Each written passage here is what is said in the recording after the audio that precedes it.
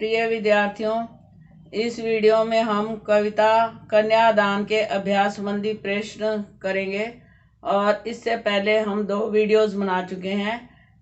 उनका link description में है, आप उस पर जाकर उन्हें देख सकते हैं। तो शुरू करते हैं अभ्यास संबंधी प्रश्न उत्तर। प्रश्न 1, आपके विचार से माँ ने ऐसा क्यों कहा कि लड़की होना पर लड़की जैसी दिखाई मत देना।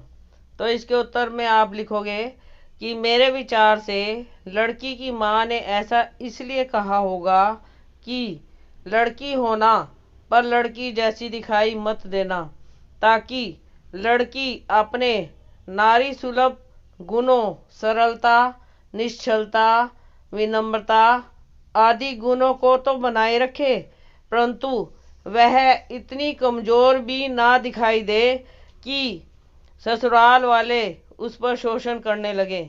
इसलिए माँ उसे लड़की जैसी दिखाई देने से मना करती है और यह कहना चाहती है कि वह अपने आने वाले जीवन में कठिनाइयों को सफलतापूर्वक सामना कर सके, अर्थात उन कठिनाइयों पर विजय पा सके।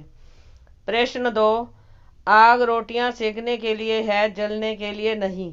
कै भाग। इन पंक्तियों में समाज में स्त्री की किस स्थिति की ओर संकेत किया गया है। तो यहाँ पर जैसा कि आपको पता चल रहा है, आग का प्रयोग रोटियां सेकने के लिए होता है, सबको पता है, परंतु माँ को चिंता है कि उसकी बेटी कभी आग का दुरुपयोग ना करे। इन पंक्तियों में समाज में स्त्रियों की कमजोर स्थिति, ससुराल के लोगों द्वारा शोषण करने की ओर संकेत किया गया है। कभी कभी बहुएं इस शोषण से आज़ादी पाने के लिए अर्थात मुक्ति पाने के लिए स्वयं को आग के हवाले कर देती हैं, अपनी जीवन लीला को समाप्त कर देती हैं, अर्थात आत्महत्या कर लेती हैं। ख भाग। माँ ने बेटी को सचेत करना क्यों जरूरी समझा। माँ ने अपनी बेटी को सचेत करना इसलिए उचित समझा क्योंकि उसकी बेटी अभी भोली और नासमझ है, जिसे दुनियादारी और छल कपट का पता नहीं है। वह लोगों के शोषण की प्रवृत्ति से अनजान है। इसके अलावा वह शादी विवाह के सुखमय सपनों में ही खोई हुई है। वह ससुराल में आने वाली कठिनाइयों से परिचित नहीं है। प्रश्न नंबर 3, पाठिका थी वह धुंधले प्रकाश की, कुछ तुकों और कुछ लयबद्ध पंक्तियों की। इन पंक्तियों को पढ़कर लड़की की जो छवि आपके सामने आ रही है उसे शब्दबद्ध कीजिए। शब्दबद्ध का मतलब शब्दों में बांधना। तो इसके उत्तर में आप लिखेंगे कि उपर्युक्त पंक्तियों को पढ़कर हमारे मन में लड़की की निम्नलिखित छवि स्पष्ट होती है या प्रकट होती है या पता चलती है। नंबर 1, लड़की अभी सियानी नहीं है। नंबर 2, लड़की को दुनिया के उजले पक्ष की जानकारी तो है, परंतु छल कपट शोषण आदि की जानकारी नहीं है। तीसरा, लड़की विवाह की सुखद कल्पना में खोई हुई है। चौथा पॉइंट, उसे केवल सुखों का एहसास है, दुखों का नहीं। और पांचवा पॉइंट, उसे ससुराल की प्रतिकूल परिस्थितियों का ज्ञान नहीं है। कहने का अभिप्राय यह है कि जो सुख में परिस्थितियां नहीं होती, अर्थात कठिनाइयों का ज्ञान नहीं है।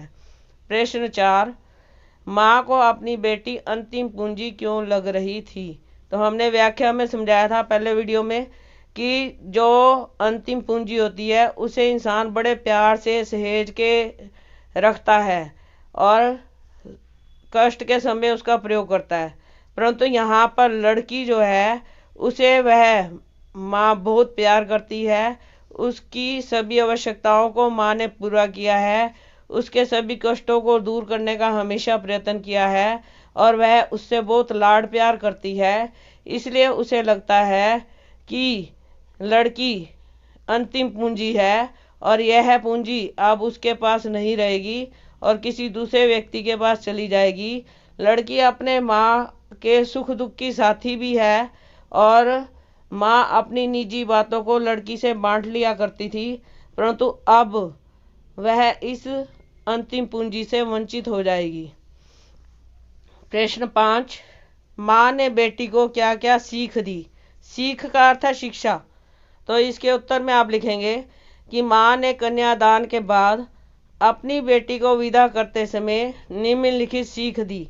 नंबर 1, वह ससुराल में दूसरों द्वारा की गई प्रशंसा से अपने रूप सौंदर्य पर मुग्ध ना हो जाए, अर्थात अपनी सुंदरता पर घमंड ना करे। दूसरा, आग का प्रयोग केवल रोटियां पकाने के लिए करे और उसका प्रयोग आत्महत्या के लिए ना करे। तीसरा, वस्त्र और आभूषणों के मोह में ना बंधे, क्योंकि यही वस्त्र और आभूषण उसके जीवन के बंधन बन जाते हैं। और चौथा, नारी सुलभ गुण बनाए रखे, अर्थात उसमें दया, करुणा, प्रेम, सहानुभूति के गुण होने चाहिए, परंतु उसके भोलेपन का, उसके गुणों का दुरुपयोग नहीं होना चाहिए, अर्थात लड़की हो लड़की जैसी दिखाई मत दे, अर्थात अपने आप को कमजोर मत दिखाए। अब चलते हैं प्रश्न नंबर 6 पर। आपकी दृष्टि में कन्या के साथ दान की बात करना कहाँ तक उचित है? इसे भी हमने व्याख्या में बताया था कि दान जो है निर्जीव वस्तुओं का किया जाता है, और जिन चीज़ों का हम दान दे देते हैं उनसे कोई संपर्क नहीं रहता, परंतु ऐसी स्थिति यहाँ पर नहीं है। इसलिए हम कह सकते हैं, मेरी दृष्टि से कन्या के साथ दान की बात करना उचित नहीं है। दान तो किसी वस्तु का किया जाता है, कन्या कोई वस्तु तो है ही नहीं। उसका अपना एक अलग व्यक्तित्व, रुचि, पसंद, इच्छा, अनिच्छा आदि है। वह किसी वस्तु की भांति निर्जीव नहीं है।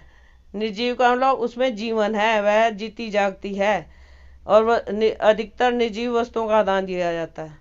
दान देने के बाद दानदाता का वस्तु से कोई संबंध नहीं रहता, परंतु कन्या का संबंध आजीवन अपने माता पिता से बना रहता है।